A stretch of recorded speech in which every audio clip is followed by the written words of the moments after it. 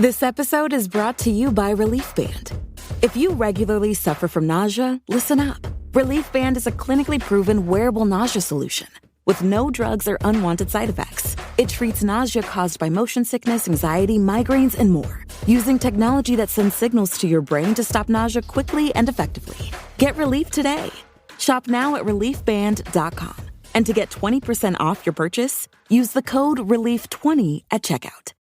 Nothing says summer fun like grilling outside with help from Whole Foods Market. From family reunions to hanging with friends, you'll find the perfect spread. Like animal welfare certified bone-in ribeye, top sirloin, and chicken kebabs. You can just imagine those perfect grill marks. Keep your wallet happy with sides and fixins from 365 by Whole Foods Market. Plus, beer, pie, fresh produce, the list goes on. Can't take the heat? Let them cater your event. Make summer happen at Whole Foods Market. This is Optimal Living Daily, episode 2786, Making Peace with Your Body by Rachel Trotta of racheltrotta.com. And I'm Justin Malik, your personal narrator, usually, well, every day, but on Sundays I share an episode from another podcast in the Optimal Living Daily network. Today's comes from my brother's show, Optimal Health Daily. And fun fact, he does the same thing that I do here, reading an article to you every single day of the week to help optimize your life. But he also answers listener questions on Fridays. And if you send a relevant health-related question in, you'll get a copy of our Optimal Living Daily workbook. It'll be digital if you're outside of the US, but it can be physical, a hard copy personally shipped to you by me if you're in the US, totally free. All you have to do is send a health-related question in to health@oldpodcast.com and then listen into that show on Fridays. Again, that's Optimal Health Daily. But with that, let's get right to the bonus episode as we optimize your life. Making Peace with Your Body by Rachel Trotta of racheltrotta.com. The moving target of self-love. One of the tricks of leading a long-term healthy lifestyle is getting your mindset as balanced as your body. As a fairly lean, athletic person, I have a secret for people who aspire to get in better shape. If you take care of your body, it is an act of love for your body. You decide to love your body through action. Feelings of self-love, of looking in the mirror and thinking, yeah, who's that fox, will follow action. However, if you wait to love your body as a spontaneous feeling, it will never happen. Why? The closer you get to the perfect body, the further away the perfect body seems. Your standards raise along with your progress, and it becomes a frustrating moving target. Does this mean you shouldn't aspire to be leaner or fitter or to be faster or to be more athletic? Of course not. But, and this is a big but, you must decide to love your body through self-caring action, and you must make peace with your results before they even happen. The paradox of the perfect body. What's another one of my trainer secrets? My clients with the commercially best bodies, the ones who look like traditional models or who can rock a swimsuit in a way that would make most jealous, are sometimes, well, very often actually, my least confident, least secure clients. They are the ones that would prefer to not wear a swimsuit and instead to obsess about cellulite. That extra 1% of fitness is incredibly elusive. It is an odd phenomenon that your standard for aesthetics climbs as your fitness improves. If you are purely motivated by aesthetics and do not have at least some component of a desire for performance, speed, strength, pain relief, or another non-aesthetic goal, then you should buckle up for a very bumpy road of disappointment. If you think a certain aesthetic goal will make you happy, let me give you a preview of the path. Once you lose 20 pounds, you'll want to get rid of your love handles. Once you get rid of your love handles, you'll want a flatter stomach. Once you have a flatter stomach, you'll want muscle tone. Once you have muscle tone, you'll want a six-pack. Once you have a six-pack, you will decide that somehow your thighs or your arms are not up to snuff. It really never stops. You can always look better somehow, and the standard of perfection keeps getting further and further away, just beyond reach. I know this because I have experienced it myself, and I have seen clients go through this process. It is why it is essential that, in addition to aesthetics, because I don't think it's helpful to pretend that aesthetics is not a factor, you must have performance goals. How to make peace with your body. Performance goals save the day. What do I mean by performance? Here are a few examples. Squatting or deadlifting your body weight or more. Running a new race or running a familiar race faster. Mastering pull-ups and chin-ups and push-ups. Getting rid of any nagging pains you may have. Habit-based goals like doing a workout a certain number of times per week. Living pain-free, being capable of lifting, pulling, or pushing your own body weight, moving faster, having a healthier heart, and being able to push yourself harder and longer are all skills that have the potential to both extend and enhance your life, both in longevity and in quality. The irony is that there is an aesthetic payoff for building your fitness goals around these baselines.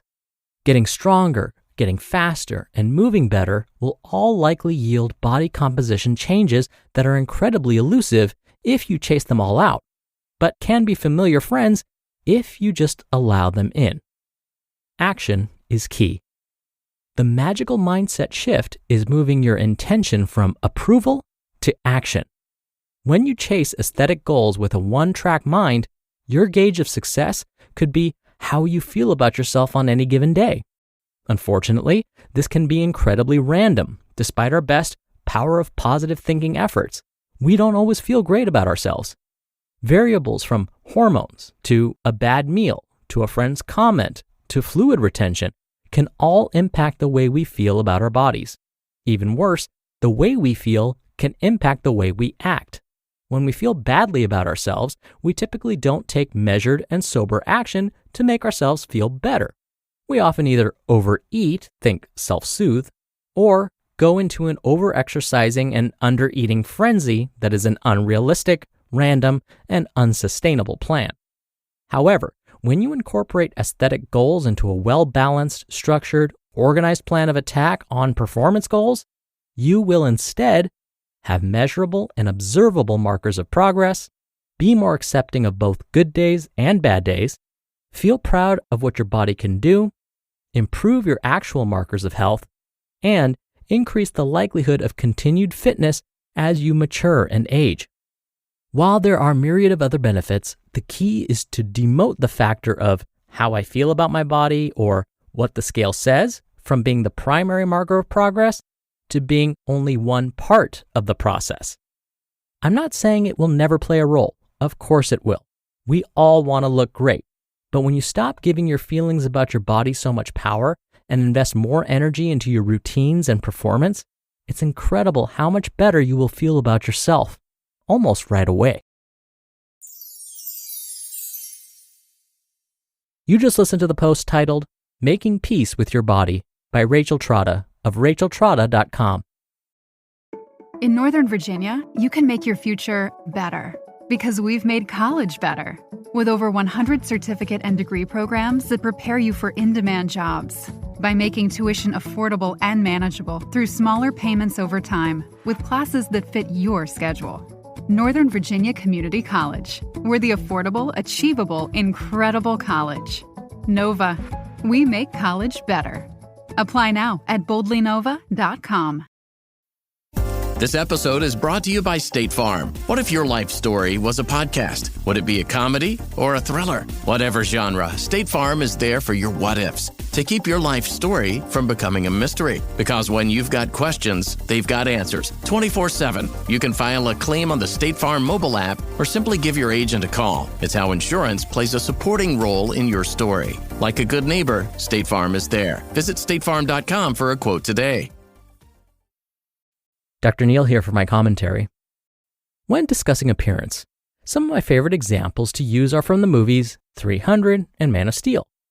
Both of these films changed how people viewed fitness. How was it possible that these actors who were not athletes became such physical specimens?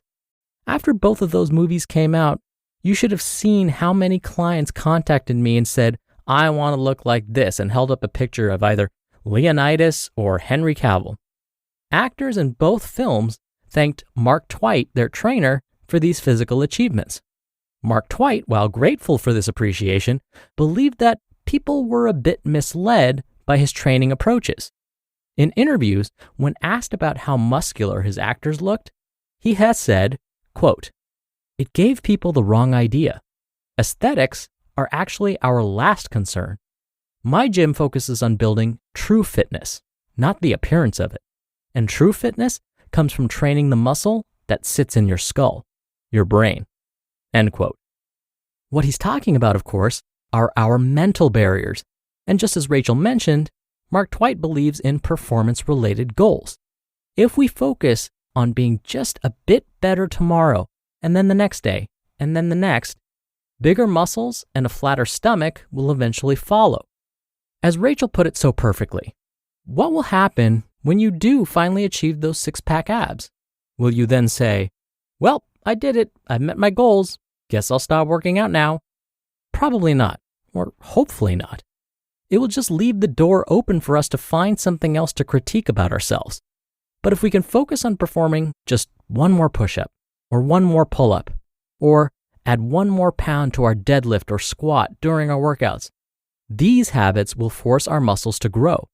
These habits, when performed consistently, will lead to our bodies eventually burning fat for energy. And in turn, between our muscles growing and eventually burning fat for energy, we're going to change how our bodies look for the better.